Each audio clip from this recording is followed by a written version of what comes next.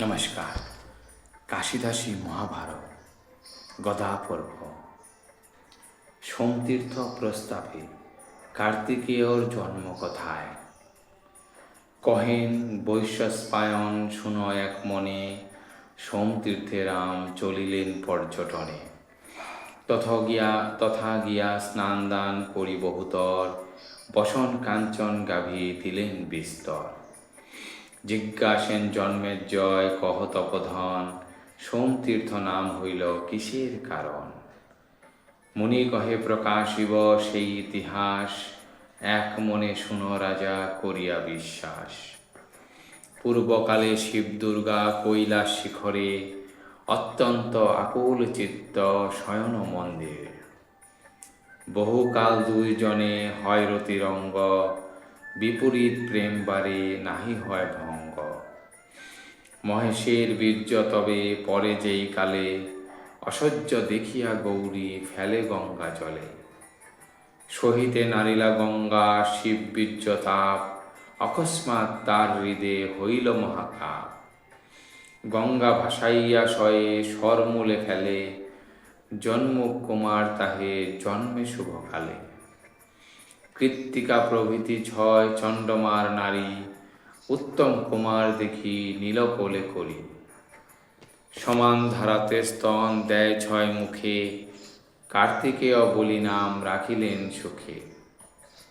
কৃত্তিকা তাহারে আগে কোলে করেছিল, ইহেতু তাহার নাম কার্তিকেয় হইল। মহাবলবান শিশু শিবের কুমার, দেবগণ আসিলেন তারে দেখিবার। দেখিয়া সন্তুষ্ট হইল যত দেবগণ, হেনকালে শিবে কহে সহস্রলোচন।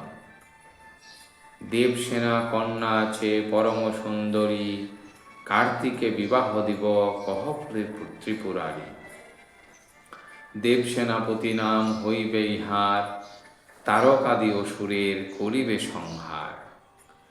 অনুমতি দেন হর হয়ে হৃষ্টমনা, কার্তিকের হইল বশ যত দেবসেনা। দেবসেনাপতি করিল বরণ, নানা অস্ত্র তারে আনি দিল দেবগণ। কার্তিক হইল যদি দেবসেনাপতি, দেবগণ সবে হইল আনন্দিত মতি। তারকের যুদ্ধে ইন্দ্র হারিয়া আপনি, কার্তিক শরণাগত হইল ব্রজ্রপাণি। কার্তিকে বিনয়ে কহে দেব সহস্রাক্ষ, আপনি নিধন কর দৈত্য তারকাক্ষ। ইন্দ্র বাক্যে কার্তিকেয় করে অঙ্গীকার, সমরে তারকে আমি করিব সংহার। এতে কহিল যদি দেব ছড়ানন, তার পরাক্রম সব জানি দেবগণ। সবে মিলি অস্ত্র আনি দিল কার্তিকেরে, সহস্রলোচন বজ্র দিল তার করে।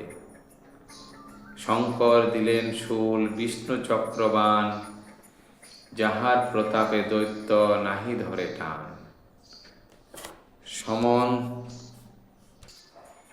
সমন দিলেন শক্তি উৎক্রান্তি দানাম, বরুণ দিলেন পাশ লোকে অনুপাম।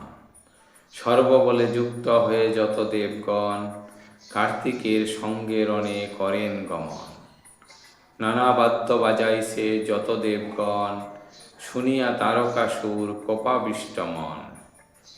আপনার সেনাগণে সজ্জিত করিয়া, যুদ্ধ করিবার হেতু আসিল ধাইয়া। মহাকোলাহল হইল নাহি কবধি, অসুর হইল দেবগণের বিরোধী।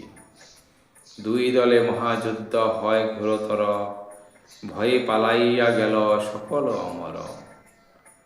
যুজেন কার্তিক একা মনে নাহি ভয়, চারিদিকে দৈত্যগণ নিঃশঙ্ক হৃদয়। আগে বাগযুদ্ধ শেষে করে অস্ত্রাঘাত, সংগ্রামে তারকাসুর যুজে দৈত্যনাথ। অস্ত্রে অস্ত্রে নিবারয়ে যাতে যার যত শিক্ষা, গুরুস্থানে যত অস্ত্র পাইলে দীক্ষা। কার্তিকের বাণে কারো নাহিক নিস্তার, দৈত্যের সকল সেনা হইল সংহার।